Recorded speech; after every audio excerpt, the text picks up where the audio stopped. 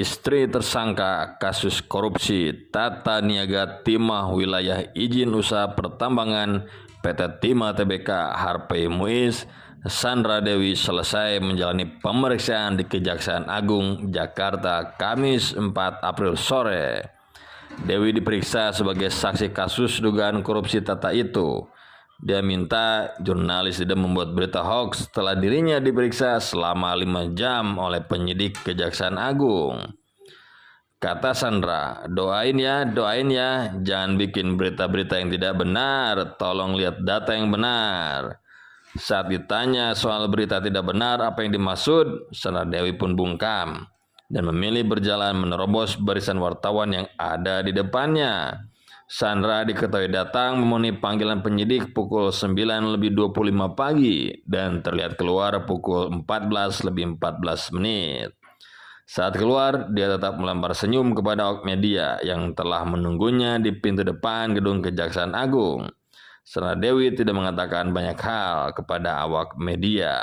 Dia langsung masuk mobil Toyota Kijang Innova berwarna hitam sesaat setelah menyampaikan pesan singkat itu kepada awak media. Jampitsus telah menetapkan 16 orang sebagai tersangka, yakni SW alias AW dan MBG. Keduanya selaku pengusaha tambang di Kota Pangkal Pinang, Provinsi Kepulauan Bangka Belitung. Perlu diketahui, penyidik Kejaksaan Agung menetapkan suami Sandra Dewi, Harvey Muiz, sebagai tersangka tindak pidana pencucian uang atas kasus korupsi Tata Niaga Timah Wilayah Izin Usaha Pertambangan PT Timah Tbk. Hal tersebut dilakukan Kejaksaan lantaran Harvey diduga melakukan pencucian uang hasil tindak pidana korupsi Tata Niaga Timah. Hanya saja, Direktur Penyidik Jaksa Agung Muda Tindak Pidana Khusus Kejagung Kuntadi tidak menjelaskan secara terperinci proses dugaan pencucian uang yang dilakukan Harvey Muiz dalam kasus ini.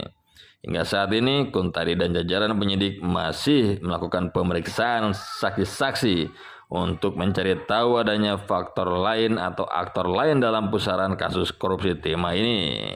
Direktur Eksekutif Center of Energy and Resources Indonesia, Yusri Usman, berharap Kejagung tidak tebang pilih dalam mengungkapkan kasus dugaan korupsi Tata Niaga Timah di anak usaha MIDAD, yakni PT Timah, yang saat ini tengah menjadi perbincangan publik.